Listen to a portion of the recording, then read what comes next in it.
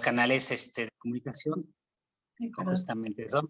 Vamos a grabar la sesión. Vamos a grabar la sesión, ¿ok?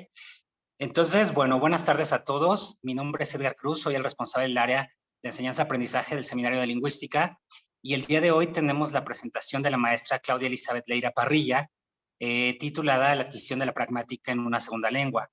La maestra Claudia es maestra en lingüística aplicada por la UAM, ¿sí? La Universidad Autónoma del Estado de México, y el día de hoy nos va a compartir su presentación. La dinámica es la siguiente, bueno, expondrá su trabajo y por favor, si tienen comentarios, dudas, preguntas, pues váyanlas anotando y al final de la presentación daremos un espacio para esto, para intercambiar la información, preguntas, respuestas y bueno, se contestarán, ¿no? Bueno, no me queda otra cosa más que agradecerte mucho, Clau, que te hayas dado el tiempo a participar en el seminario. Bienvenida a este seminario y muchas gracias a todos por su asistencia a este evento y bueno, te cedo la palabra. Gracias. Ok, muy bien. Bueno, pues buenas tardes a los que estén conectados. De pronto utilizar la plataforma es un poco, pues no raro, pero no alcanzo a ver a todos. Entonces, pues espero no quedar mal con la presentación o algo así. Si pasa algo raro, pues una disculpa. Bueno, mi nombre es Claudia Elizabeth Leira Parrilla. Yo soy maestra en lingüística aplicada y pues la presentación que voy a impartir el día de hoy está enfocada en un tema que a mí me llama mucho la atención, que es la adquisición de la pragmática en una L2 o lengua extranjera.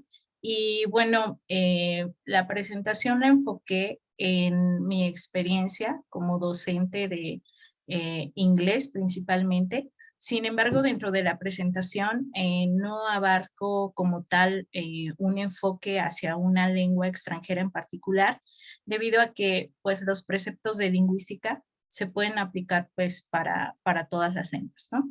Y bueno, pues comenzamos. El orden de mi presentación va a ser voy a dividirla en tres áreas, por así decirlo, o tres secciones. La introducción, te voy a hablar acerca de los enfoques de enseñanza, un poco una reseña breve, histórica, la hipótesis de adquisición-aprendizaje y hablar un poco acerca de lo que es el proceso. En el desarrollo voy a hablar acerca de la enseñanza de una lengua extranjera, los niveles de estudio de la lengua, enfoques de enseñanza de una lengua, el objetivo de enseñar una lengua y la problemática en México, que bueno, esta quiero centrarla un poco acerca desde mi perspectiva y al respecto de la investigación o el enfoque que pues me interesa a mí en el aula de lengua. Y en el desenlace pues voy a sugerir algunas actividades que se pueden aplicar en el aula y establecer conclusiones o una conclusión. Bien, pues para iniciar me gustaría hablar o sí, hacer como una reseña al respecto de lo que son los enfoques de enseñanza de lengua. ¿Cómo decir? Este tema es bastante importante para quien imparta clases de lengua, porque a veces de pronto llegamos a confundir lo que es un enfoque con un método o la metodología de enseñanza de una lengua, ¿no? Entonces es muy importante distinguir los dos para poder saber qué tipo de enfoque es el que podemos aplicar en nuestra clase de lengua y qué tipo de metodología se puede también utilizar. Y de ahí, bueno, como que escalar la parte de las técnicas o estrategias, etcétera, ¿no? Hoy en día, por ejemplo, bueno, me he dado un poco la tarea de indagar acerca de lo que se está haciendo en la enseñanza del inglés, por ejemplo, en niveles básicos, lo que es kinder, primaria, secundaria, preparatoria, por ejemplo, yo creo que es donde tenemos una gran problemática a nivel nacional y que gracias a esto se permea en los niveles universitarios y por ello pues tenemos muchas más problemáticas, no solo en las clases de lengua, sino en muchas otras, ¿no? Bien, pues bueno, si nosotros hacemos ¿cómo decir? Como una reseña global, no lo quise poner muy cargado de fechas y exponentes ¿cómo decir? Como para hacer un recuento tan histórico, sino más bien como una remembranza, esto para pues entender el punto que quiero exponer al respecto de lo que es la adquisición de la pragmática, ¿no? Si nosotros hacemos como una división, al menos yo encuentro 5 enfoques que se han desarrollado a lo largo, no sé, como de la historia de la enseñanza de lenguas, ¿no? Que van desde lo que es el enfoque tradicional, el enfoque estructural, el enfoque humanístico, el enfoque natural y el enfoque comunicativo, ¿no? Si nosotros, por ejemplo, pensáramos en lo que, por ejemplo, en las metodologías o en la metodología predominante con respecto al enfoque tradicional y cómo se han venido dando, por ejemplo, estas transiciones históricas del enfoque tradicional al estructural, del estructural al humanístico, del humanístico al natural y del natural al comunicativo, nosotros encontramos, pues, no sé, cierta relación entre cada uno de los métodos que se han estructurado, que se han inventado para poder enseñar una lengua. Y también, pues, podemos hacer como, no sé, una reflexión al respecto de qué método, qué enfoque, por ejemplo, puedo yo utilizar para mis alumnos en qué momento, ¿no? Hay quienes, por ejemplo, hay algunas perspectivas que pues acusan, por ejemplo, a los enfoques tradicionales de, no sé, como que ya no se deben de utilizar, ¿no? Pero si nosotros revisamos algunos libros, por ejemplo, en la parte de enseñanza del inglés, pues nos damos cuenta que todavía tenemos esos componentes de gramática, ¿no? Por ejemplo, también los libros de enseñanza de francés, en donde tenemos ciertas secciones en los libros en donde todavía encontramos esas construcciones, pues, que son a manera de fórmulas, a manera de recetas, por así decirlo, para poder enseñar una lengua, ¿no? Me atrevo a decir que ninguno de los enfoques ni métodos son como 100% malos, y yo creo más bien, o mi inclinación es hacia un enfoque ecléctico en el que podamos utilizar pues tal vez lo mejor de cada uno para poder enseñar una lengua en el aula. Bien, en el enfoque tradicional encontramos principalmente el método de gramática-traducción, que pues si hacemos un recuento sabemos que pues era justamente eso, o sea, surge para entender y comparar lenguas. Y pues creo que gracias a este tenemos una base muy importante para la enseñanza de las lenguas hoy en día, y que ha sido tan fuerte que creo que pues todavía no lo terminamos de superar en el aula, ¿no? Como que a veces recaemos nuevamente en utilizar este tipo de metodología de segmentar palabras, hacer traducciones, eh, como que hacer la concientización de, por ejemplo, las estructuras gramaticales, etcétera. Por otro lado, tenemos el enfoque estructural, que bueno, avanzando históricamente, pues tenemos ejemplos de este enfoque en lo que es el método audiolingual, que por ejemplo es como una evolución al respecto de lo que es gramática, traducción, se hace repetición, memorización, pronunciación, y recordemos que por ejemplo cuando se empiezan a establecer en el enfoque estructural estas metodologías, pues se pugnaba por hacer una enseñanza de la lengua eh, para repetir y alcanzar, por así decirlo, la pronunciación, por ejemplo, como un nativo hablante de la lengua, ¿no? En este caso, por ejemplo, el inglés que se estaba enseñando. Otro ejemplo de enfoque estructural es el método oral situacional, que se basa en la oralidad, en seleccionar vocabulario, y tiene también un dejo de lo que es el método audiovisual. Pasando al enfoque humanístico, pues bueno, ejemplos de este podrían ser el Silent Way, en donde ya el profesor empieza a dejar de tener tanto protagonismo en el aula para pasar a tratar de hacer que el alumno comunique un poco más, traduzca un poco más en el aula, ¿no? Tenemos, por ejemplo, el método Community Language Learning, que es el aprendizaje en comunidad, el método de Sugestopedia o Sugestopedia, que se basa en contenidos en torno al aprendizaje, o por ejemplo el TPR, ¿no? que se utiliza, por ejemplo, para la habilidad, habilitar la habilidad o la producción oral, y por ejemplo de este último, sé que pues se puede utilizar solamente en periodos cortos o en cursos intensivos. El enfoque natural, por ejemplo, promueve muchísimo, por ahí de los años 65, 70, empieza a haber un cambio un poco en el paradigma de enseñanza y se empieza a promover un input comprensible y significativo para los estudiantes, ¿no? Surge, por ejemplo, metodologías como el método Berlitz, en donde gracias al establecimiento de la división, por así decirlo, de las habilidades por parte del marco común europeo, se empieza a establecer como un estándar de lo que se debe de alcanzar en cada una de estas habilidades para aprender una lengua. Y bueno, los enfoques que podrían ser un poco más contemporáneos tienen una base en el enfoque comunicativo.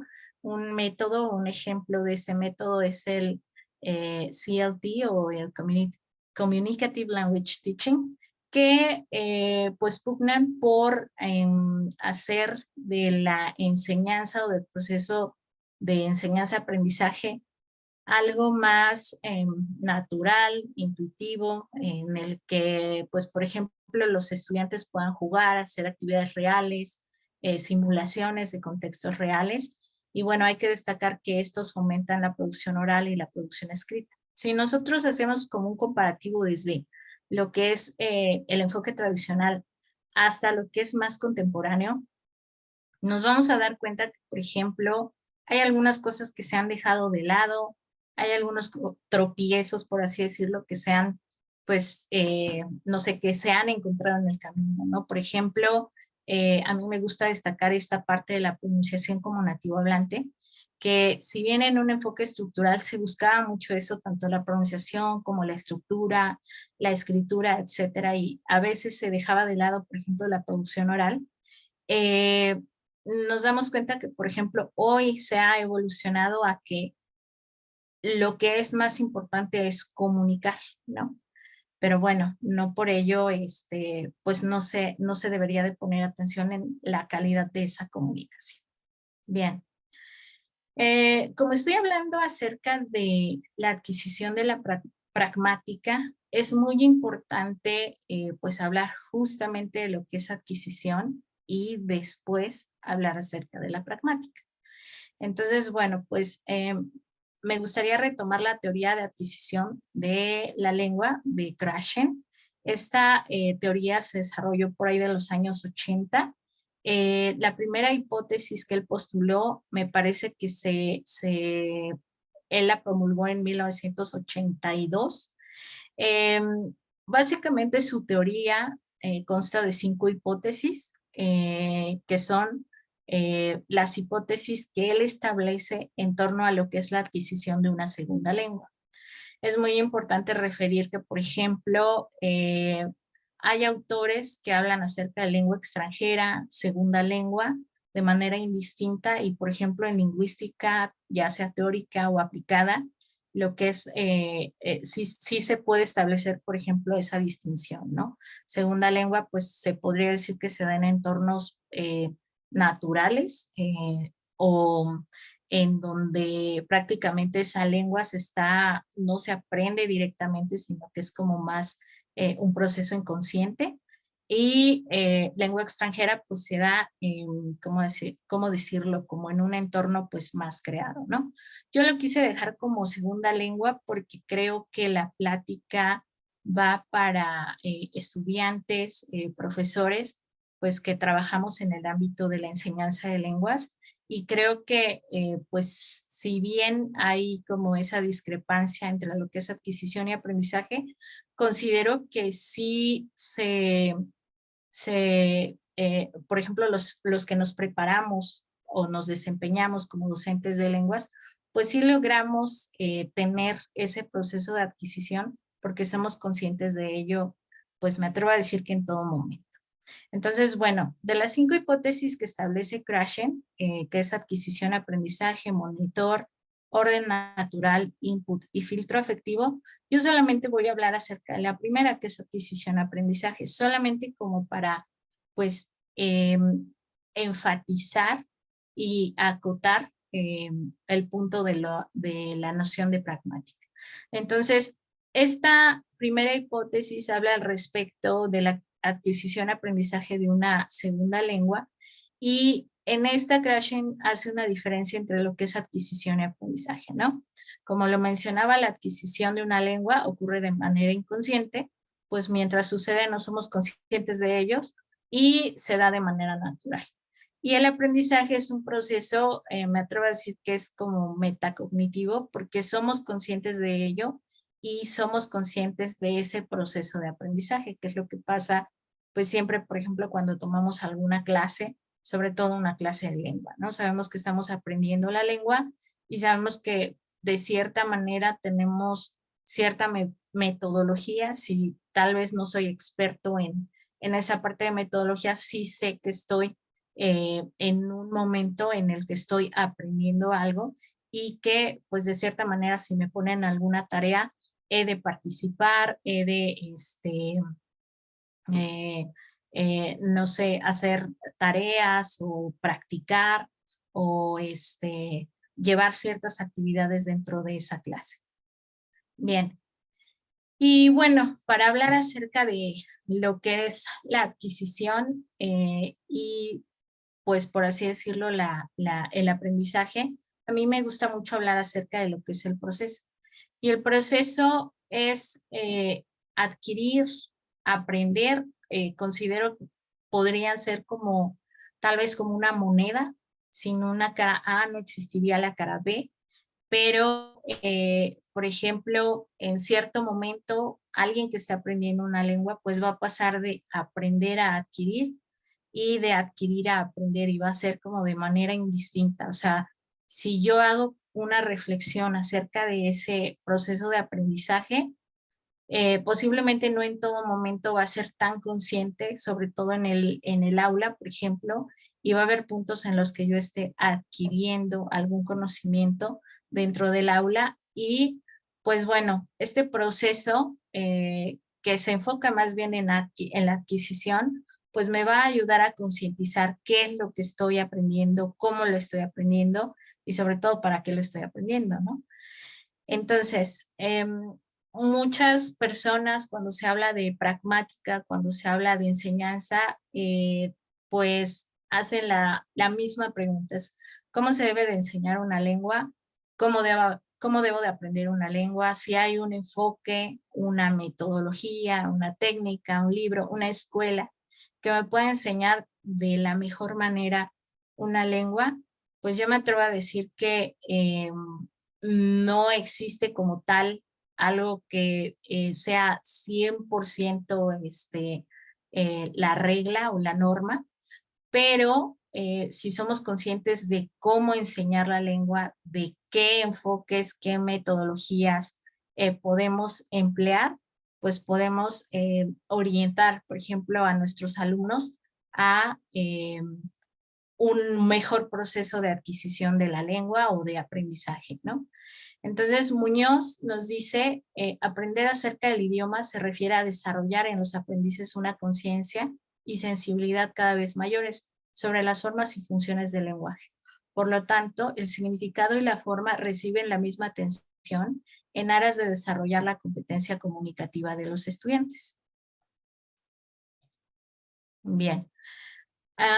Me gusta mucho retomar estas representaciones que provienen de la lingüística, sobre todo de la lingüística teórica, y que tienen muchísima aplicación en lo que es la lingüística aplicada, acerca de los niveles de la lengua, ¿no? De los niveles de estudio de la lengua, de los niveles de desarrollo de la lengua, ¿no?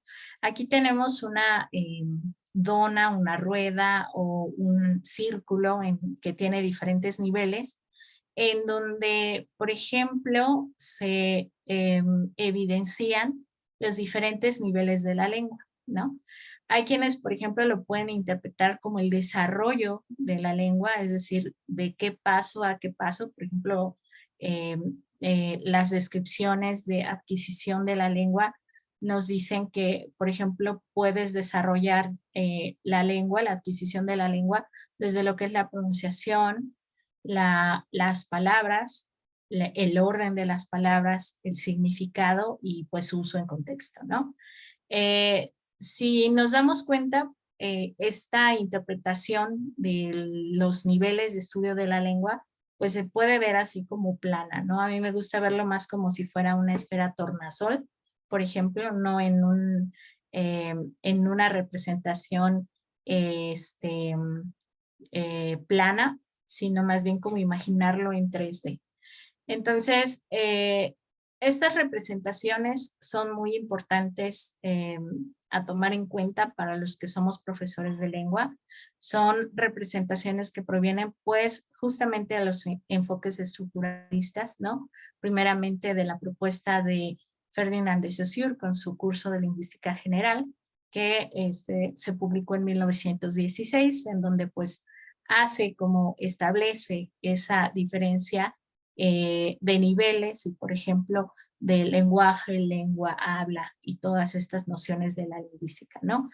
O, por ejemplo, también se retoma un poco las nociones de los 50, 1950, con Noam Chomsky, con la gramática generativa transformacional, que si pues recordamos cuál era el objetivo de su gramática, es elaborar un sistema de reglas capaz de generar todas y cada una de las oraciones gramaticales de la lengua, de cualquier lengua, ¿no?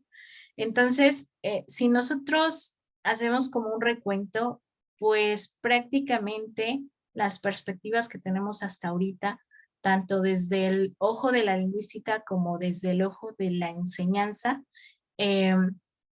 vienen a ser estructuralistas, ¿no?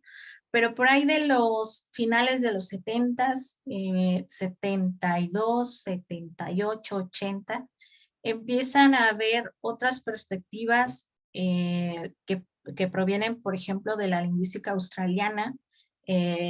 Aquí tenemos, por ejemplo, a Matt Halliday, que propone una perspectiva funcionalista de la lengua. A mí me gusta mucho hablar acerca de esta perspectiva porque se centra, por ejemplo, en el último nivel, que es la parte gramática. Perdón, pragmática. Ay, perdón. Ya se me fue aquí. Ya. Bueno, los enfoques funcionalistas de la lengua lo que hacen es percibir o describir a una gramática funcional. Desde la perspectiva de Halliday se entiende como una gramática pues no formal, diseñada desde la concepción de la lengua como un sistema de interacción. Y el objetivo es que se va a describir como al sistema lingüístico. Estas gramáticas funcionales, y de hecho él las menciona como en plural, están orientadas por lo tanto al fenómeno comunicativo, a la interacción, y son gramáticas antiformalistas y alejadas pues de la parte cognitiva, ¿no? Pero hablando de lo cognitivo es más bien como a esa descripción que se ha venido dando de que es, por ejemplo, un sistema que ya traemos como precargado para desarrollar la lengua, aprender, etcétera, y como que pues la parte funcionalista habla un poco más acerca de el individuo y de cómo puede dar como sus interpretaciones y cómo puede utilizar la gramática en torno a las necesidades que tenga, ¿no? Entonces, dice ya que se consideran que la lengua se adapta a las necesidades sociales.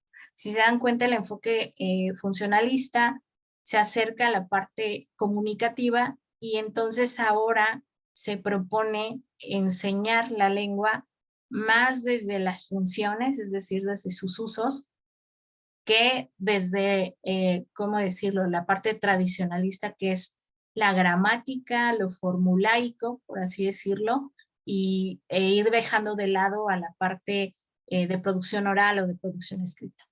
Entonces, bueno, siendo así, me atrevo a decir que la competencia comunicativa es el principal objetivo de la enseñanza de las lenguas extranjeras. Entonces, si nos damos cuenta y regresamos, por ejemplo, a la parte de que puse en una diapositiva en donde tenemos como la historia de los enfoques, pues entonces los enfoques comunicativos introdujeron el concepto de competencia comunicativa frente a la competencia gramatical.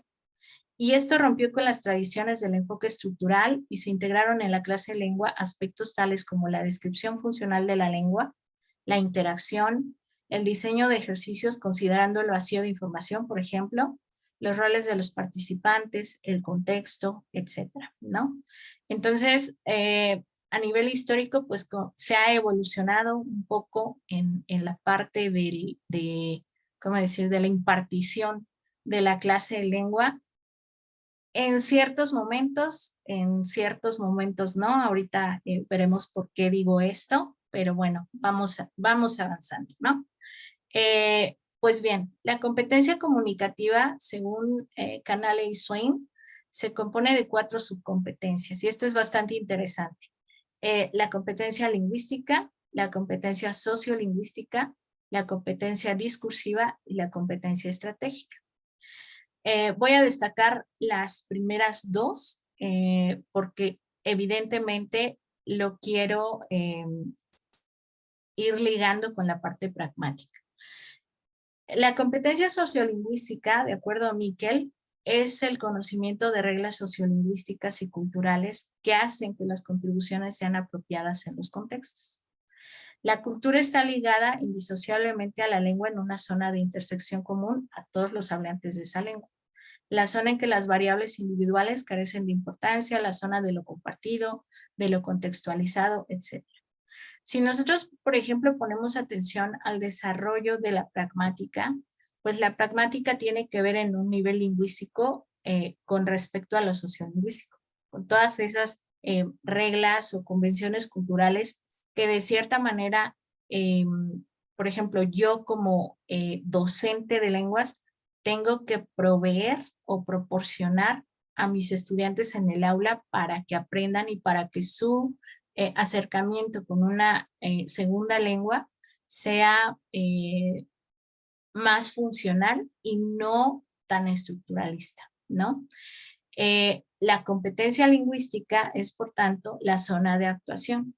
Yo me atrevo a decir que estas 2 competencias interactúan o convergen entre ellas mismas porque no se podría dar una sin la otra.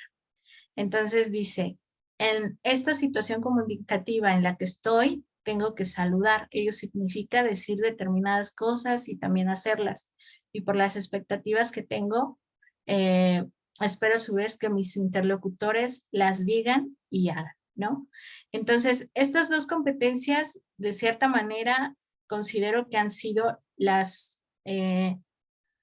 que son las más difíciles de desarrollar en nuestras clases de lengua, porque a veces el enfocarnos tanto, por ejemplo, en un libro de texto que nos propone, por ejemplo, ya una metodología, una mezcla de metodología de enseñanza, pues a veces nos hace alejarnos un poco con respecto a esa construcción de la pragmática o el desarrollo de la pragmática en la lengua.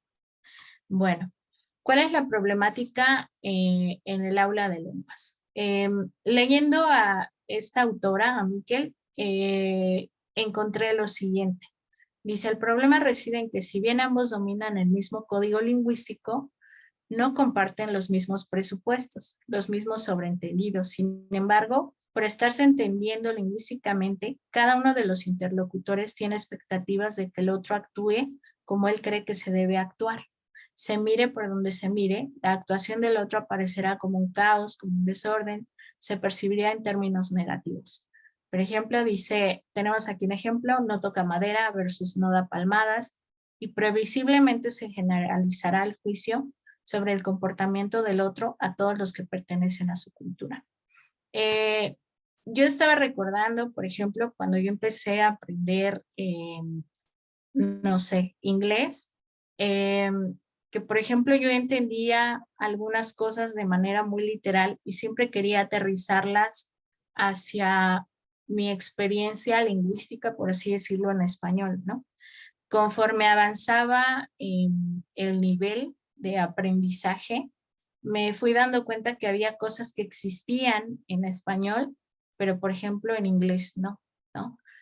Un ejemplo que se me viene mucho a la mente es decir provecho, ¿no? O sea, en español nosotros decimos provecho, pero en inglés esa convención no existe, ¿no?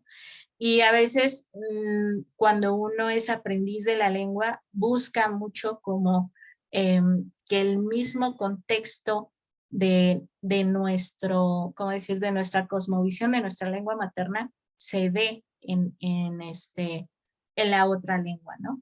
Entonces, pues bueno, esas son como de pronto las convenciones que nosotros podemos encontrar o las problemáticas que de pronto nosotros podemos encontrar en el aula, pero, por ejemplo, aquí en México tenemos algunas otras. No quise poner datos estadísticos porque quise hacer más bien como la plática un poco más reflexiva, pero sí hay muchísimas estadísticas al respecto del dominio del inglés en México, sobre todo, por ejemplo, del dominio del inglés de los profesores en México, ¿no? Y bueno, sabemos que pues la profesión de docente de lenguas es una profesión que si bien no es tan nueva, tampoco es tan vieja. Entonces, pues todavía, me atrevo a decir que todavía está en desarrollo, ¿no? Entonces, bueno, encontré estos tres que son como los que quise resumir a través de la experiencia que yo tengo de dar clase de lengua, sobre todo, por ejemplo, a nivel universitario. Y el primero que yo encuentro es el nivel de dominio de lengua, en este caso del inglés, de los profesores en México, ¿no? Muchos de nosotros, por ejemplo, iniciamos a dar clases, a impartir clases de lengua, siendo, por ejemplo, estudiantes. Evidentemente, pues seguramente no desarrollamos todavía el dominio sociolingüístico de la lengua, pero bueno, al final las escuelas de enseñanza de lenguas en México pues promueven que tengas 1 o 2 niveles más que tus alumnos, por ejemplo, para poderles dar clase. Cosa que pues de cierta manera podría ser un cuanto negligente porque pues no podríamos garantizar, por ejemplo, el desarrollo del nivel sociolingüístico, de la competencia lingüística de un estudiante, si evidentemente pues nosotros como profesores no tenemos ese nivel de dominio. ¿Esto qué es lo que ocasiona? Yo considero que la falta de buen desempeño en la manera de enseñar el inglés a estudiantes en los diferentes niveles educativos. ¿Por qué? Porque si, por ejemplo, hay conocimiento del que yo carezco, evidentemente va a llegar a un punto en el que yo no voy a poder explicar algo porque no tengo ese conocimiento. Entonces, pues es complejo porque eh, igual, o sea, revisando estadísticas, les comparto, ¿no? Yo llevo una coordinación de una licenciatura y pues, por ejemplo, me puedo dar cuenta que los alumnos egresan y tardan muchísimo en titularse porque pues los contratan, ¿no? Los contratan en niveles educativos, por ejemplo, del sistema básico y entonces los alumnos pues, o los egresados ya, casi profesionistas, pues se dedican a enseñar, pero pues nada garantiza, por ejemplo, el nivel de dominio de lengua, ¿no? O que estén titulados o que tengan una licencia. Entonces, eso evidentemente pues acarrea muchos otros problemas. Y el tercero que yo veo es la no adquisición de nivel pragmático, sociocultural de la lengua extranjera, la que sea, en el contexto educativo mexicano, ¿no? Entonces, por ejemplo, nuestro sistema educativo, llámese, no sé, desde cualquier nivel educativo, pues tampoco, de cierta manera, se promueve, por ejemplo, la actualización verdadera de los docentes de lengua, ¿no? Y bueno, hablando acerca de esto, pues no nada más se trata de tomar cursos, por ejemplo, en intersemestral al respecto de, no sé, algún enfoque o alguna metodología de enseñanza o alguna técnica o alguna estrategia, sino también garantizar, por ejemplo, que los docentes de lenguas, pues también, ¿cómo decir? Sobre todo si no son nativohablantes de esa lengua, estudien o se mantengan estudiando esa lengua extranjera que están enseñando, ¿no? Bien. Al respecto de la parte del aprendizaje sociolingüístico, encontré estas citas que me gustaría pues compartir con ustedes. La cultura, cualquier cultura, es una convención resultado de la suma de otras convenciones, ya sean lingüísticas, rituales, simbólicas, de comportamiento.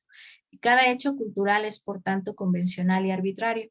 Es un signo que pertenece al conjunto del sistema cultural, que tiene un significado y una función que le son propios, que se opone dentro de un mismo sistema a otras unidades de forma sistemática y que combina con otras unidades del sistema y que es susceptible tanto de descripción funcional como por oposición a otros elementos. Y esta otra que encontré aquí que me pareció muy prudente es de Stravinsky, cites social and psychological distances determine how much input the learner will be exposed to and how much input the learner will be exposed to and how much it will be converted into intake. Entonces, si nosotros, por ejemplo, nos damos cuenta que las culturas de las lenguas que estamos aprendiendo son muy distantes, por ejemplo, en el caso del inglés y el español, pues entonces, de acuerdo a este autor, nosotros tenemos que poner más atención en el desarrollo de la pragmática del conocimiento sociocultural para que este se vea reflejado en el desarrollo lingüístico del alumno, ¿sale? En muchas de las ocasiones, pues, nos acotamos a cumplir muchísimo con, por ejemplo, terminar un libro, y a veces ese libro no nos permite poner atención en la parte del desarrollo, por ejemplo, sociocultural o lingüístico del estudiante, ¿no? Schumann, que es otro autor, propone o distingue las etapas del desarrollo del aprendizaje de una lengua. Schumann believes that the level of language proficiency the learner achieves strictly depends on the degree of acculturation. He distinguishes the stages of language development. Y tenemos aquí tres, que de hecho la descripción a mí me parece muy prudente porque, por ejemplo, en el primero dice que un alumno pasa a desarrollar una función comunicativa de la lengua, que dice que es the transmission of referential information only. Muchos de nuestros alumnos, por ejemplo, pueden llegar a niveles, no sé, pasar semestres aprendiendo una lengua y quedarnos solamente en la parte de la transmisión referencial. Es decir, puedo decir algo, pero a veces solamente estoy haciendo como esa traducción de esa lengua a lo que yo entiendo en mi contexto, ¿no? Pero no es realmente que yo lo esté, ¿cómo decir?, asimilando o aprendiendo al 100%. Después pasa a una función integrativa, the marked membership of a particular social group, es decir, por ejemplo, que yo puedo dominar una lengua en cierto nivel y puedo entender ciertas características, pero aún no la he comprendido en su totalidad. Y, por ejemplo, pasar a una función expresiva que dice que es the display of linguistic virtuosity. Y bueno, yo buscaba, por ejemplo, la traducción, por eso no quise traducir esta cita, porque, por ejemplo, ¿qué es la virtuosidad en español? Es convertirte en un experto en lo que estás aprendiendo, ¿no? Por eso es que, por ejemplo, también no quise retomar los niveles de lo que es el marco común europeo, que los dividen así como beginner, intermediate, advanced, porque pues siento que a pesar de que sí se promueve, por ejemplo, la comunicación o el desarrollo de la parte comunicativa, como que lo acotan todavía a la parte estructural, ¿no? Entonces, ¿cómo desarrollar la competencia comunicativa en el aula o en general? Bueno, pues Bachman y Palmer dicen que la competencia comunicativa consta de dos componentes principales. El primero es el conocimiento organizacional. Se refiere a la manera como se controla el lenguaje para producir textos o expresiones gramaticalmente correctas. El conocimiento organizacional se divide a su vez en conocimiento gramatical, por ejemplo, el vocabulario, la sintaxis, la fonología, la grafología, y en el conocimiento textual, la cohesión, la organización, la retórica, la organización conversacional, ¿no? Y el segundo componente es el conocimiento pragmático. Muchas veces, muchos de nosotros, y yo de hecho me catalogo aquí porque, por ejemplo, yo estoy en el camino de querer perfeccionar, por ejemplo, aprender francés, porque lo aprendo y luego lo dejo, no lo practico y así, ¿no? Entonces, yo me atrevo a decir que, por ejemplo, yo me encuentro en conocimiento organizacional en mi dominio del francés, ¿no? Que tengo un conocimiento gramatical y tengo un conocimiento textual, pero no he desarrollado, por ejemplo, ese conocimiento pragmático en esa lengua. El conocimiento pragmático se refiere a la manera de cómo se comunican significados y cómo se producen expresiones, oraciones y textos apropiados a los diversos contextos. El conocimiento pragmático se define en términos de conocimiento funcional, por ejemplo, cómo usar los recursos organizacionales para comunicar las funciones del lenguaje tales como invitar, argumentar, disculparse, etcétera, ¿no? Y el conocimiento sociolingüístico, es decir, cómo los recursos organizacionales se relacionan con las características del contexto. Si nosotros, por ejemplo, como docentes, lo que queremos es desarrollar la competencia comunicativa, entonces ahora, sabiendo o haciendo un repaso acerca de cuáles son los enfoques que existen así a grosso modo, cuáles son las metodologías que yo puedo emplear y cuál es el conocimiento para desarrollar esta competencia comunicativa, si nos damos cuenta, pues por ejemplo, aplicando el conocimiento organizacional, yo puedo utilizar un enfoque pues tradicionalista en el aula, pues para promover el conocimiento gramatical y el conocimiento textual, pero puedo pasar, por ejemplo, a un enfoque comunicativo para poder desarrollar el conocimiento pragmático y sobre todo el conocimiento sociolingüístico de la lengua. Y bueno, ¿qué actividades se pueden realizar en el aula para poder fomentar esta competencia comunicativa? Más que darles como un listado de todas las actividades que pueden hacer, porque yo sé que seguramente si aquí hay docentes y hay alumnos, ustedes tienen muchísimas actividades, o sea, me podrían dar una infinidad de lista de estas actividades. Por ejemplo, desde la perspectiva de la lingüística aplicada, lo que se puede hacer es algo que se llama análisis funcional, ¿sale? Es decir, hacer un análisis centrado en las intenciones de los hablantes que se realizan en los distintos niveles, ¿no? Por ejemplo, si yo voy a, no sé, impartir cierta estructura gramatical o cierta función de la lengua, yo podría contextualizar en qué momento mis estudiantes podrían utilizar esa función de la lengua. Ese sería mi análisis funcional. Y partiendo de eso, comenzar a dar ejemplos o comenzar mis actividades, ¿sale? para que de esta manera yo haga críticos a mis alumnos y que ellos utilicen la lengua en torno a las funciones y también enseñarles evidentemente que analicen qué es lo que están utilizando para que así yo fomente, por ejemplo, el proceso de adquisición, es decir, y de aprendizaje, obviamente, que sea a su vez consciente e inconsciente para ellos, ¿sale? Y que lo puedan automatizar.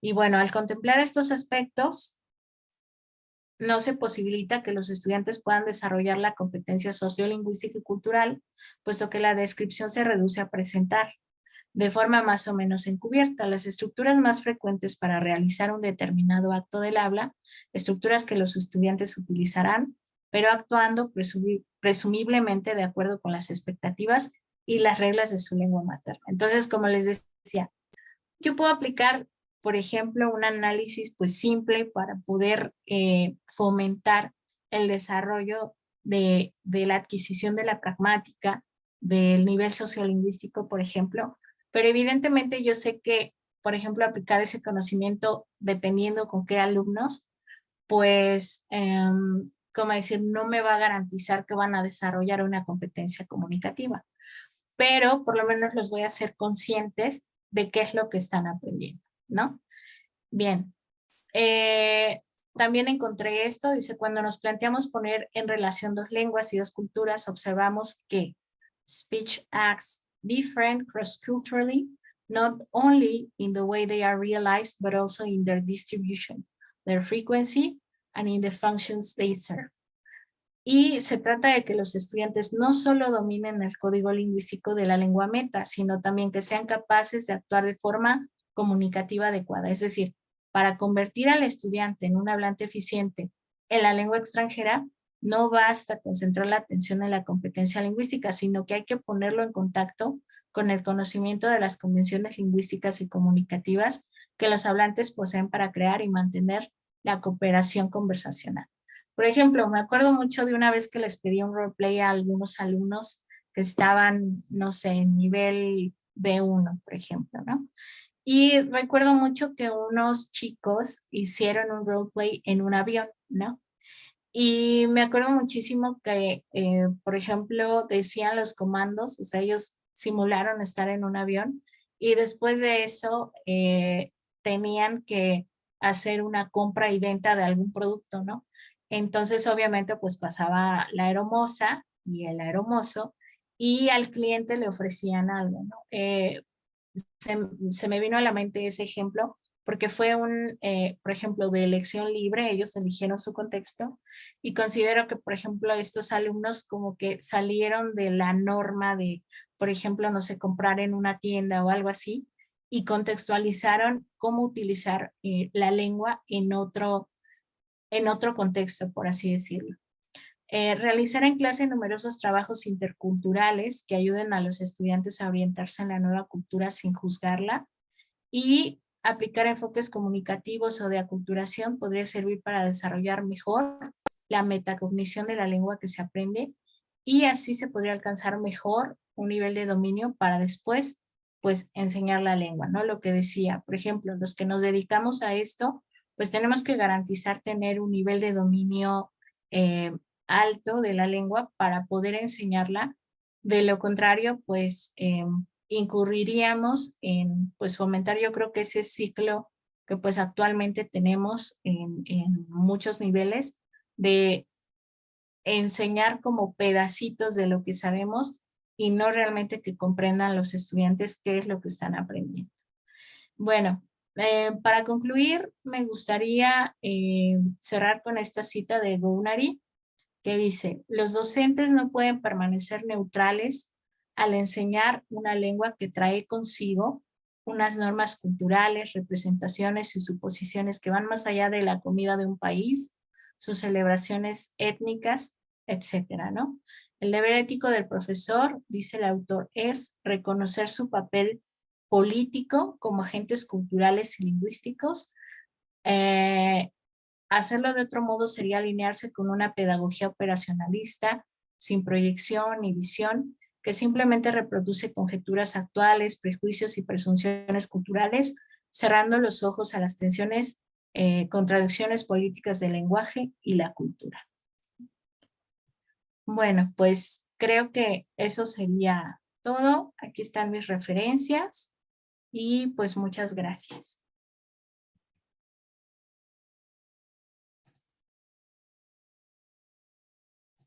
Sí, bueno, muchas gracias a la maestra Claudia por esta exposición. Y ahora abrimos el espacio para si hay comentarios, preguntas, dudas para socializar un poco la información que nos presentó. Adelante. Gracias, Con las profesor reacciones, Edgar. sí, Perdón, no sé si me habías dado la voz. adelante. Muchas gracias. Profesora Claudia, buenas tardes, mucho gusto. Hola. No sé si pudieras dar un ejemplo muy concreto sobre lo que mencionas, que me pareció muy interesante, el análisis funcional que se centra en las intenciones de los hablantes. ¿Cómo pudiera ser un ejemplo muy concreto? Por un lado eso, y por otro lado mencionas lo del tema de interculturalidad, lo cual también digo es parte del aprendizaje de la lengua. Mencionas en ese sentido trabajos, que los alumnos hagan trabajos interculturales. ¿Pudieras también dar algún ejemplo que represente esto que mencionas? Gracias. Sí, claro. Con respecto al análisis funcionalista, por ejemplo, nosotros que somos docentes y que trabajamos con libros, a veces los libros, por ejemplo, traen en sus tablas, no sé, la propuesta de tema gramatical que se va a, no sé, enseñar en cierta clase, ¿no? O en cierta sesión de clase. El análisis funcionalista lo que propone es que, por ejemplo, nosotros como docentes debemos de contextualizar esas, ¿cómo decir?, funciones gramaticales, por así decirlo, y tratar de visualizar o previsualizar en qué contextos los estudiantes que están aprendiendo una lengua los van a poder utilizar, ¿no?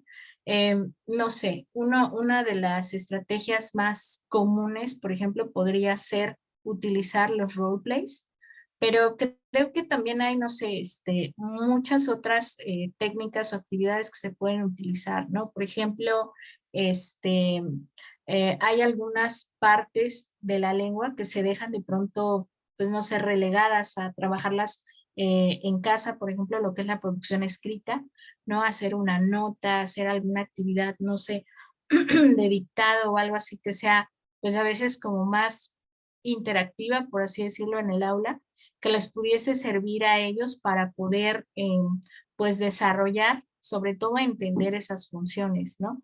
El análisis funcionalista, lo que promueve, de hecho, la autora eh, eh, hace un análisis de actos del habla. Y bueno, los actos del habla evidentemente son pues las interacciones que nosotros podemos tener en la lengua, ¿no?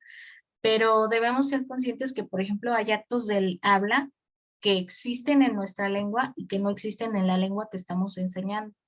Yo les ponía un ejemplo al inicio, por ejemplo, en inglés, nosotros, bueno, en español nosotros cuando vamos a comer decimos provecho, ¿no? Y en inglés no se utiliza, no se dice. ¿Por qué? Porque es una convención que no existe. Entonces, hacer también un análisis funcional nos permite, por ejemplo, explicar en ciertos contextos qué actos del habla existen en la lengua, en mi lengua materna o en la primera lengua y en la lengua que yo estoy enseñando para poder establecer esa diferencia con los estudiantes. Por ejemplo, hay algunos actos del habla que tal vez son, no sé, me acuerdo de uno, ¿no? Que podrían darse en las dos lenguas, pero que podrían ser un poco, su uso podría ser diferente. Por ejemplo, nosotros en México no tenemos mucho la tendencia como de alabar mucho a la gente o como de darle muchos cumplidos, porque se nos tomaría como algo rudo o como que tendríamos alguna otra intención. Pero, por ejemplo, en el inglés americano, si tú a alguien le dices, ay, qué bonita blusa la que traes puesta, ¿no? Es como para expresar solidaridad con esa persona. Y la persona te puede decir, ah, muchas gracias, y ahí quedó.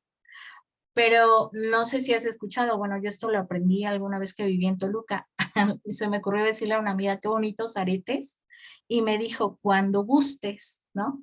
Y yo le decía, cuando guste, ¿qué? O sea, pero bueno, yo se lo dije como 3 veces, ¿no? Porque cambiaba de juegos de aretes y se me hacían muy bonitos.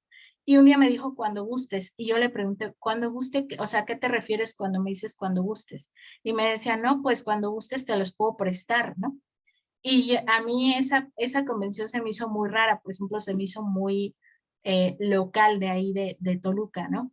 Entonces, ese tipo de convenciones son las que nosotros debemos de tratar de enseñarle a los estudiantes, más allá de, por ejemplo, las funciones que vienen en el libro. Un ejemplo que también me viene a la mente al respecto de es alguna vez, pues viajé a Francia y me acuerdo mucho que yo me estaba preparando para comprar un boleto para el metro y pues estaba como repasando, ¿no? Porque pues no sé, como que no quería fallar.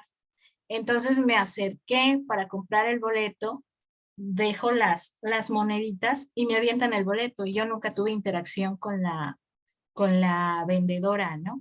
Entonces, pues ya nada más le dije gracias, ¿no? Entonces, por ejemplo, a veces nosotros esperamos que, por ejemplo, esos roleplays sean como, a veces como muy cuadrados, porque así nos los piden los libros, y a veces en un entorno cotidiano ni siquiera se llega a dar, ¿no?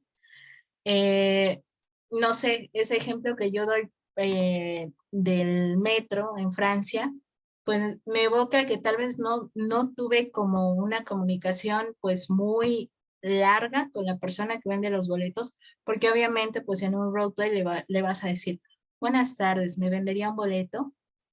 ¿Cuánto cuesta? ¿No? Aquí está. Este es su cambio, ¿no? Y evidentemente en un contexto, pues no sé, normal, por así decirlo, pues la gente tal vez no tiene ese tiempo para interactuar contigo, ¿no?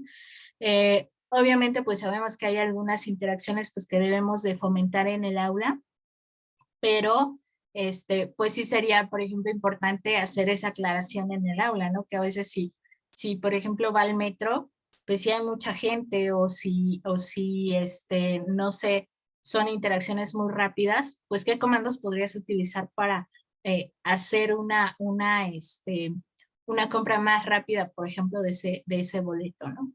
Ujú. Gracias. Gracias a usted, muchas gracias. Gracias, maestra. ¿Alguien más tiene alguna pregunta, algún comentario que quisiera plantear? Maestra Edgar, yo. Sí, adelante, Jafet. Gracias. Pues, pues, me parece que estos tópicos implican el acercamiento al desempeño social. A veces creo que nos parecen, pues, podrían ser, sabemos que no son sencillos, porque no voy a decir que son sencillos, pero podríamos decir que tal vez serían, pues, no sé, tendríamos opciones, ¿verdad? Para poderlos resolver. Eso es lo que me gustaría que me dijera la maestra Claudia. ¿Cómo superar un poco? O sea, que tú como profesora, ¿cómo superas estas carencias de aproximación al grupo sociolingüístico en el sentido de la cuestión de la cuestión del contexto cultural? Porque incluso yo creo que a veces en propio México, no, a pesar de vivir en México y hablar el mismo idioma, compartir el mismo sistema, ¿verdad? Incluso hasta construcciones comunicativas, discursivas parecidas. Cuando vamos, tú lo acabas de decir, a Toluca o vamos a Tabasco, de pronto como que no estamos entrando, no estamos integrando en la cuestión dialógica completamente. Esto lo percibimos. ¿Cómo darías, maestra, una opción o qué respuesta le das a tus alumnos cuando le dices, es que yo hablaba inglés, profe, pero parecía que no me entendían? Viajé y allá había algo que me faltaba, que yo, a lo mejor yo tenía la cultura, no la conocía. ¿Qué opciones les das a tus alumnos? Que a veces, incluso, y también pensar que los alumnos a veces no tienen esos recursos para viajar, ¿no? O que tardan en viajar y entonces, ¿qué hacemos? O sea, ¿cómo dejar a los alumnos, los propios profesores? También hay profesores que no viajan, que no pueden viajar. ¿qué opciones le podrías dar? ¿Qué recursos podrías tú revelarles? Bueno, profe, no puedes viajar por tu circunstancia personal, el MILES, etcétera, pero tienes que enseñar cultura, tienes que enseñar sociolingüística. ¿Qué le recomendarías?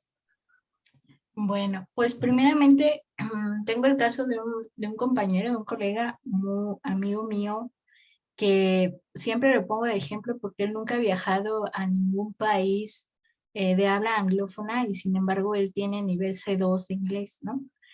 Y cuando yo le escucho hablar, la verdad es que tiene un dominio del inglés bastante alto. Eh, yo, bueno, en su momento le preguntaba pues acerca de las estrategias que él utilizó para poder desarrollar ese nivel de dominio de lengua, ¿no? Y bueno, pues algo que yo puedo decir es que es una persona que se ha, ¿cómo decir?, aculturado por mucha convicción propia. Es una persona que lee mucho en inglés. Es una persona que, por ejemplo, ve películas completamente en inglés, que busca, por ejemplo, asistir a, no sé, ver películas de cine de arte y cosas así que le permitan, pues, ampliar un poco más el panorama o la perspectiva que a veces tenemos, pues, por ejemplo, aquí en México, ¿no? Porque incluso el desarrollar ese nivel pragmático y la construcción sociolingüística de una lengua, pues es a veces ampliar como que tu catálogo de percepción y de cultura, ¿no? De tu propio contexto.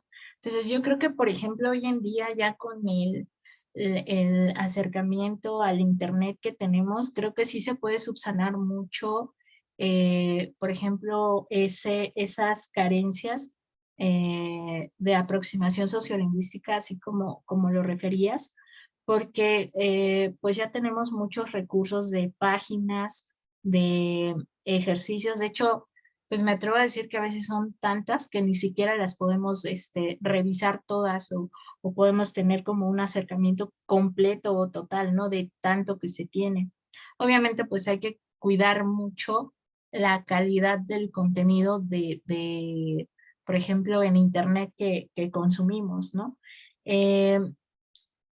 Más allá del contexto cultural, creo que, por ejemplo, pues hoy se pueden hacer algunas, no sé, actividades que te permiten aproximar alumnos por ejemplo, de México con alguien del extranjero. Y ahorita me encuentro estudiando en Mexicali y, por ejemplo, yo no sabía de algunos programas que existen que son, por ejemplo, para hacer intercambio de profesores, que de hecho a veces nosotros en México pues no recurrimos a eso porque a veces los desconocemos, ¿no?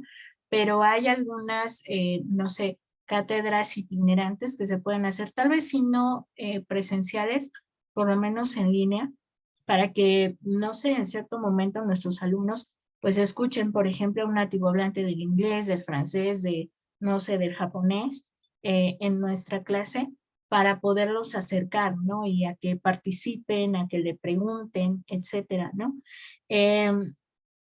Y pues con respecto a las diferencias, yo creo que hoy en día, afortunadamente, el desarrollo de la lingüística nos ha permitido pues ya tener más enfoques, tener otra perspectiva más allá de lo estructuralista, y considero que eso es muy bueno porque, por ejemplo, antes pues se percibía que pues tal vez, no sé, una lengua solamente tenía como una estándar, ¿no? Y ahora creo que pues tenemos una riqueza muy amplia en la que podemos aprender acerca de los acentos. Pues yo recuerdo que cuando yo estaba aprendiendo en la universidad, en el centro, por lo menos en el centro del país, pues se utilizaban libros con variante, en teoría, ¿no? Con la variante estándar del inglés británico, ¿no? Y ahora que estoy, por ejemplo, en el norte, me he dado cuenta que, por ejemplo, aquí aprendieron mucho la variante americana, ¿no?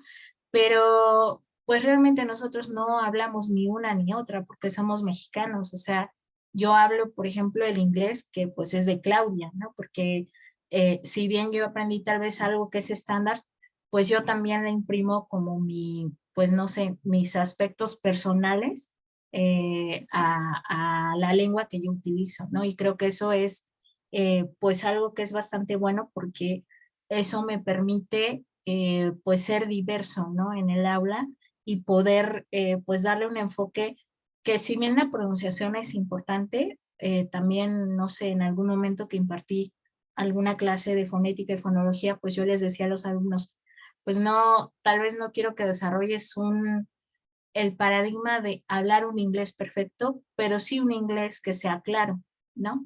Y que sea entendible para, pues, para ti primero y para otros, ¿no? Entonces, pues creo que, por ejemplo, para los recursos de viajar y eso, no quiero caer como en los clichés de hay becas y cosas así, pero bueno, creo que hoy en día lo podemos solucionar bastante bien con lecturas de libros o sitios en línea, no sé, canales de YouTube, por ejemplo, que podemos utilizar para, pues, fomentar, si bien tal vez no tengo la economía para viajar siempre, pues sí tengo, no sé, como el acercamiento de algunos recursos en línea para poder mejorar mi conocimiento de la lengua. Y bueno, espero haber contestado tu Gracias, maestra. ¿Puedo pregunta. hacerte otra pregunta? Claro. Sí. Hablaste de que hay que desarrollar en los alumnos una cuestión interna de conciencia de la lengua, me parece que mencionaste. Uh-huh. ¿Qué tan posible es hacer que el alumno integre este tipo de monitoreo, de autoexploración? Porque me parece que eso es como un poco, bueno, a mí me suena un poco ambicioso, ¿no? Porque en realidad los chicos lo que quieren es hablar y ya, ¿no? Y ya, bueno. Y entonces, ¿cómo podrías tú fomentar esta posición de no solo hablo, no solo activo estructuras, no solo echo a andar el sistema, hay algo más? ¿Cómo lo logras? ¿Y se puede o no? ¿Qué tan posible es hacerlo? Yo creo que sí se puede. Por ejemplo, actualmente estoy asesorando un trabajo de tesis de una chica en el que estamos desarrollando un tema al respecto del autodidactismo, ¿no?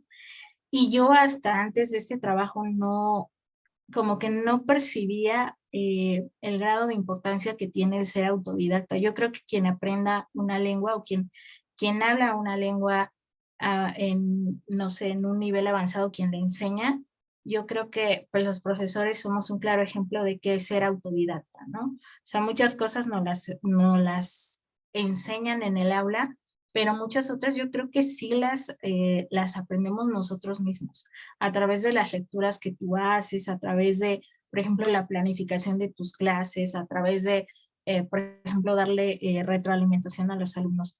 Yo sí creo que los alumnos quieren hablar y ya, pero yo creo que, por ejemplo, pues si no les fomentamos que sean autocríticos y sobre todo que utilicen procesos metacognitivos para reflexionar al respecto de lo que saben y de lo que están aprendiendo, pues yo creo que ese aprendizaje como que se queda entrecortado. O bueno, eso es lo que yo percibo. O sea, yo sí creo que sí debemos como de establecer estrategias que les permitan a los alumnos automonitorearse. Yo creo que sí se puede utilizar. De hecho, bueno, comparto que, por ejemplo, yo en maestría hice una propuesta de el trabajo del proceso de la producción escrita y cómo enseñarle a los estudiantes a ellos solitos como planificar como su mapa de ruta para poder escribir, ¿no? Y ya tiene mucho, ¿no? Que pues no veo a esos estudiantes, pero bueno, yo espero que les haya servido esa parte de, pues, de establecer 3, 4 pasos previos para poder escribir y que en cuanto ellos decidan escribir o desarrollar cualquier escrito, esos pasos pues les ayuden a establecer de qué quieren escribir, ¿no? Entonces yo creo que pues más bien como que son las estrategias que nosotros como profesores les podamos imprimir o invitarle a los estudiantes a desarrollar.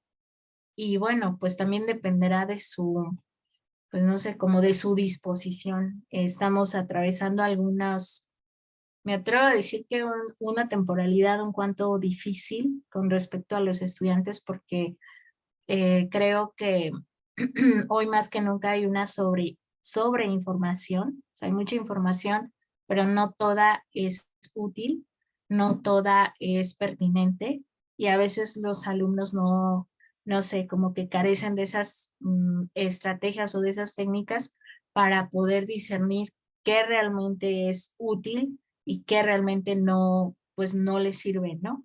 Pero bueno, pues para ese fomento yo creo que ya tener alumnos que quieran aprender otra lengua, yo creo que ya es una gran ventaja, porque no sé, al menos yo con los grupos que he trabajado no son tan grandes. O sea, la gente que llega, por ejemplo, a estudiar una lengua y que es, no sé, ya llega a nivel intermedio o más alto, pues los grupos son más pequeños. Entonces yo me atrevo a decir que sí, en cierta medida sí tienen que ser autodidactas. Gracias. Gracias a ti. Muchas gracias al maestro Jafret. Veía una mano ahí de alguien más que estaba, pero no, bueno, si alguien más quiere comentar, yo aprovecho ahorita para intervenir también porque haciendo un recapitulativo de los enfoques y metodología que nos presentaste al principio, Clau, es verdad que aunque los métodos, los libros se vendan como tal o cual enfoque, al final, pues integran, ¿no? Integran rastros de otro. A mí me llama mucho la atención, no tanto en el centro de idiomas, sino en la licenciatura. Por ejemplo, cuando les pido a los alumnos que enseñen algún tema y desarrollen este contexto de comunicación, lo primero que me dicen es un tema gramatical. O sea, la clase va a ser y me dan un aspecto gramatical porque tienen muy dentro y tiene que ver con esta metodología por la que han pasado. ¿De qué vas a dar tu clase? No, pues mi clase va a ser de passé composé.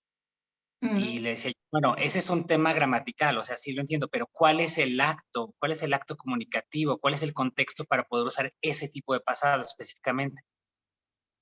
Y creo que es importante también hacerlos razonar sobre las lenguas. A mí, como estudiante de lenguas, estudié varias lenguas y ahora, bueno, soy profesor de francés, pero me llamaba, es mi estilo de aprendizaje, mi forma de ser al aprender.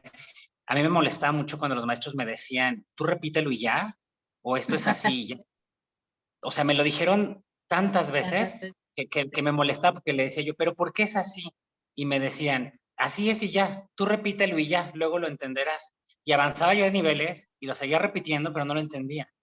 Entonces, hay que darse el tiempo a veces como maestros de razonar las cosas. A mí me pasa, cito este ejemplo del pasado, porque en francés muchísimas generaciones, y quizás si alguien de los que están aquí han estudiado francés me lo podrán confirmar. Mucha gente cuando estudia el passé composé y les pregunta sobre los auxiliares, te dicen los verbos de la casita. Sí. Así los llaman. Y les digo yo a mis alumnos, no existen los verbos de la casita. Esa es una estrategia didáctica para que tú lo comprendas, pero no has razonado la lengua, no has razonado el por qué esos verbos son tal y tal. Entonces, sí hay que detenernos, creo que es una responsabilidad ética como profesores de lenguas, hacerlos que razonen realmente lo que están aprendiendo y que no sean como loros, nada más estar repitiendo porque sí. Y yo cuando esa pregunta que le hice a varios de mis maestros en varios niveles de lengua y les decía yo por qué y me decían por qué es así y ya, esa es la respuesta, cierro comillas, me frustraba mucho porque yo decía, bueno, pero debe haber una razón. Y entonces, cuando yo empecé después a avanzar más en la lengua y después años ya enseñándola, lo traté de razonar para mí, para mi propio proceso, para poder entenderlo.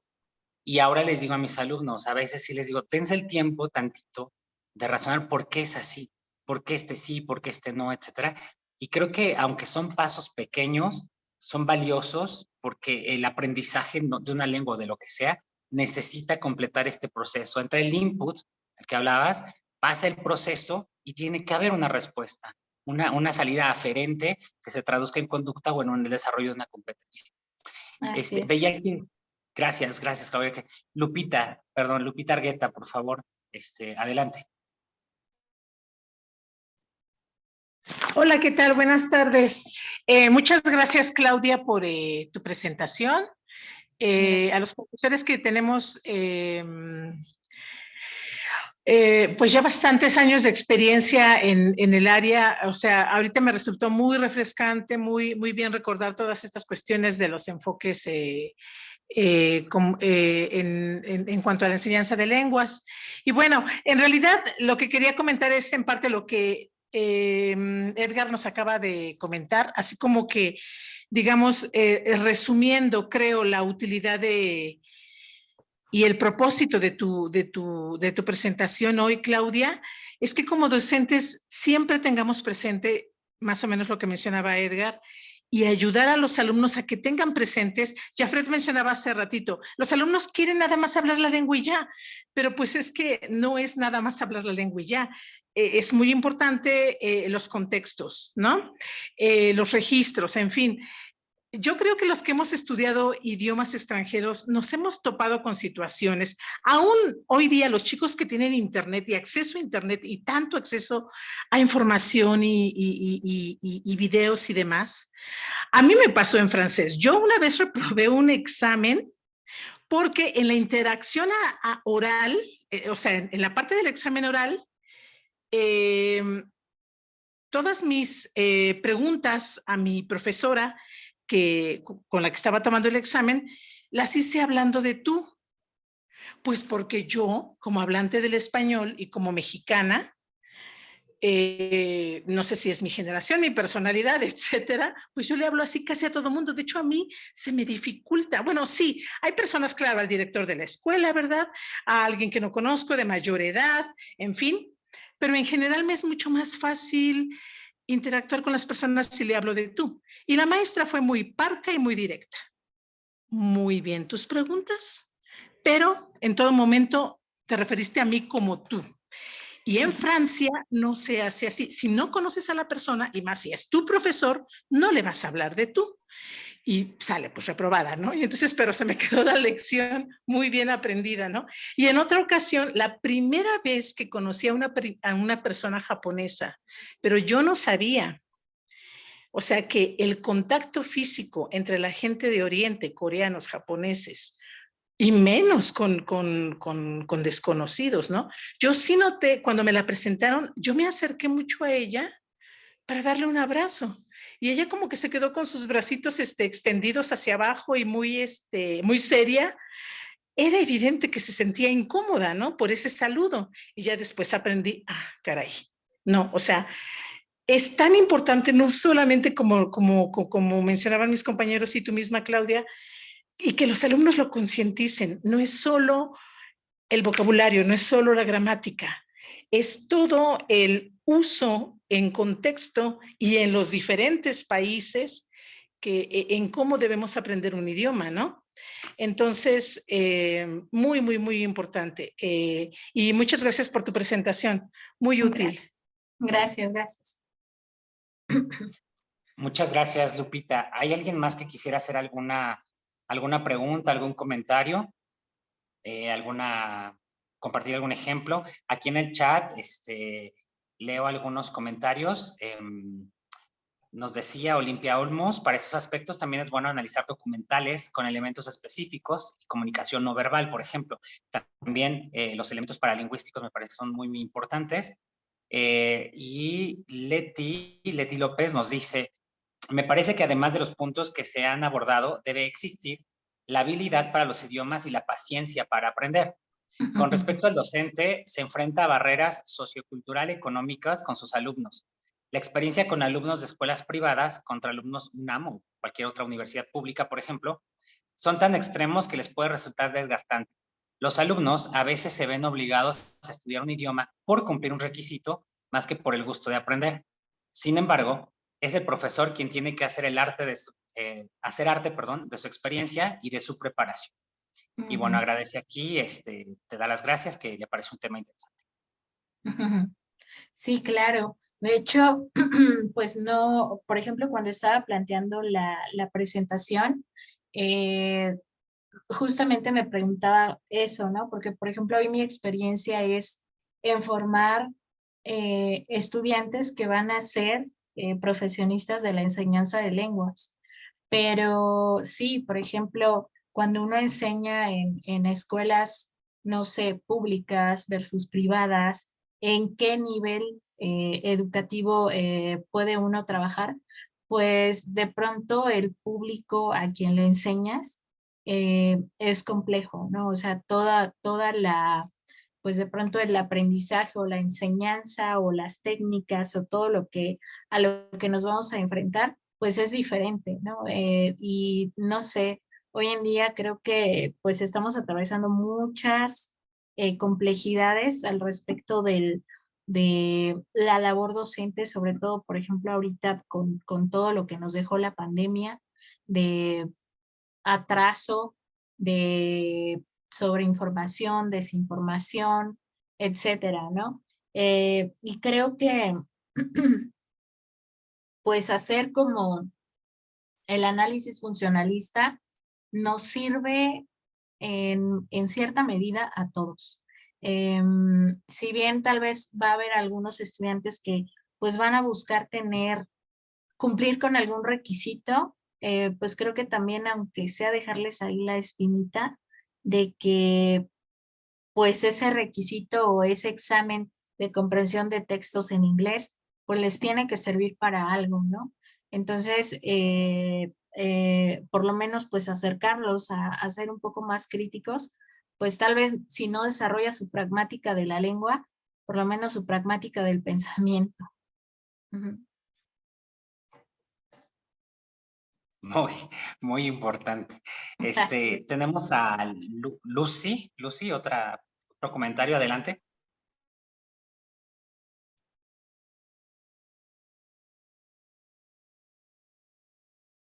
Si pudieras abrir tu micrófono, Lucy, por favor.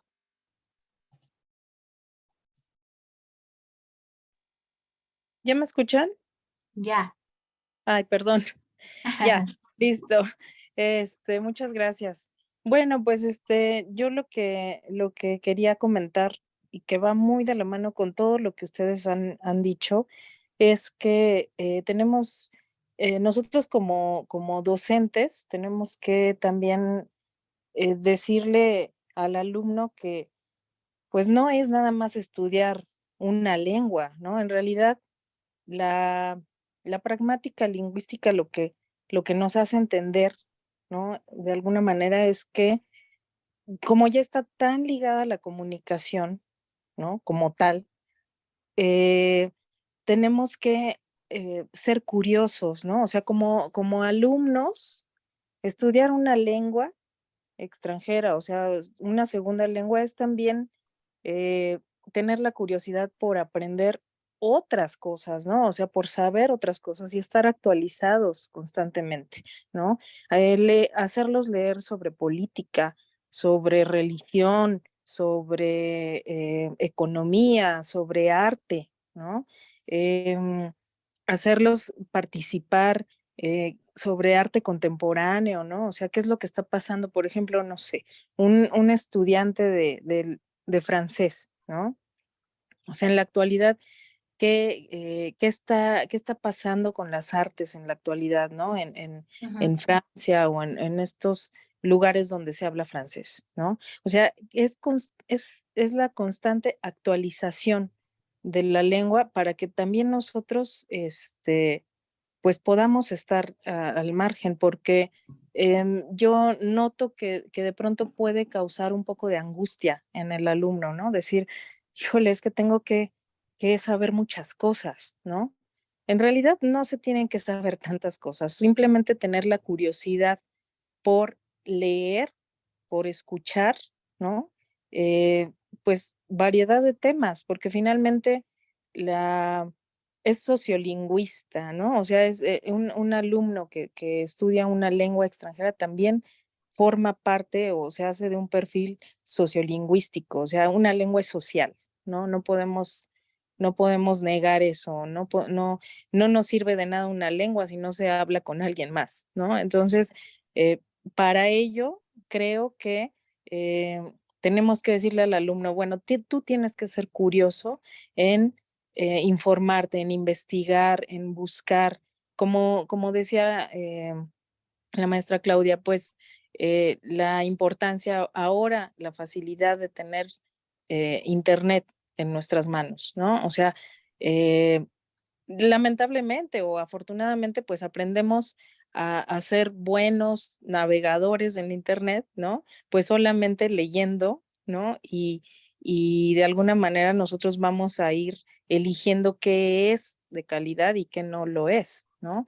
Pero tiene que ser un alumno lector, tiene que ser un alumno que le guste escuchar, ¿no? Que se meta a estaciones de radio constantemente en la lengua que se está aprendiendo, que escuche canciones nuevas, que escuche esa actualización, ¿no? Bueno, eso es lo que creo que es bien importante dejarles en nuestros alumnos, que como cualquier otra carrera, ¿no? Ya sea se estudie medicina, se estudie cualquier otra cosa, pues es la importancia de actualizarse, de estar actualizados y de estar informados en muchas ramas, ¿no? Filosofía, política, derecho, artes, etcétera, etcétera, ¿no? Y no angustiarlos tanto, ¿no? Sino que yo creo que todos somos curiosos en algo en específico, ¿no? No nada más en estudiar la lengua y ya, sino que, Sí. bueno, no sé, a mí me gusta el teatro, ¿no? Bueno, pues entonces métete a leer qué es lo que está pasando actualmente en Francia con el teatro, ¿no? O sea, es también eso, o sea, estarlos como involucrando socialmente en, pues en el contexto de tiempo y espacio, ¿no? Eso sería todo y pues muchas gracias también, pues felicidades porque creo que hace mucha falta hablar sobre estos temas en cuanto a la pragmática. Así es, muchísimas gracias. Pues sí, por ejemplo, bueno, ya a manera de reflexión, ahorita estaba analizando algunos enfoques de enseñanza de lenguas, bueno, sobre todo el inglés en nivel básico en la frontera, porque me llama mucho la atención cómo están manejando el modelo de enseñanza del inglés aquí en la frontera. Y me estoy dando cuenta que, por ejemplo, ellos pugnan por un modelo de sociolingüística llamado biliteracidad, ¿no? ¿Qué quiere decir? Que, por ejemplo, se va a enseñar la lengua a través de contenidos, justamente como lo que comentaba ahorita la profesora Lucy, por ejemplo, del teatro, de política, etcétera. Y sí se pone interés en la gramática, pero más que en la gramática, pues en la función, ¿no? Y este tipo de modelos se está aplicando, por ejemplo, ya en primarias, secundarias, en los COBAEMS, en Tijuana, en Mexicali, en toda la parte de la frontera, y creo que está teniendo un poquito de mejores resultados. Por ejemplo, ahorita están aplicando lo que es el enfoque CLI para la enseñanza del inglés, y pues ojalá y que tenga mejores resultados y a futuro que lo implementen en el resto del país, ¿no? Porque también otro tema bastante importante es hablar acerca de las políticas lingüísticas en México, ¿no? Que pues justamente creo que es un todo porque permea en todo lo que es la enseñanza de las lenguas en México. Muchas gracias, Lucy. Muchas gracias, Clau. ¿Alguien más quisiera hacer ya los comentarios finales? Nos estamos acercando ya al final de esta comunicación. Si tienen algún comentario, alguna duda, alguna pregunta, adelante.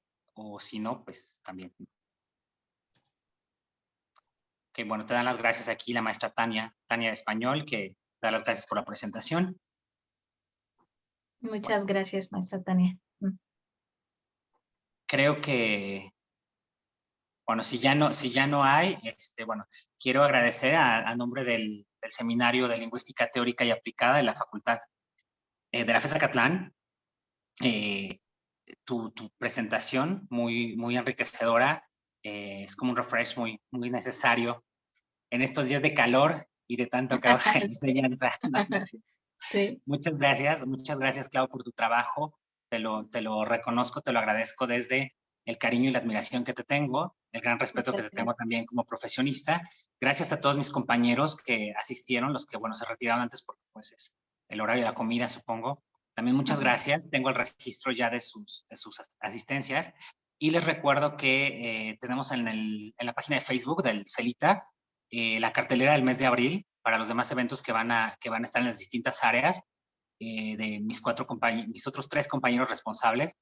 Y Hoy en la tarde me parece que hay un evento sobre las experiencias post pandemia. Bueno, la experiencia durante la pandemia de los profesores también están cordialmente invitados y los invitamos a que sigan los canales del seminario para que se mantengan al día. El espacio está abierto para ti, Clau, en cualquier otro momento que quieras, cualquier otra comunicación, y para todos los asistentes también, si tienen algún tema que les gustaría que se trate o si quisieran presentar algún trabajo, las puertas del seminario están siempre abiertas y muchas gracias a todos por su asistencia. Gracias. Bueno, pues cerramos. Que tengan muy buena tarde y muchas gracias a todos. Hasta luego. Bye. Gracias.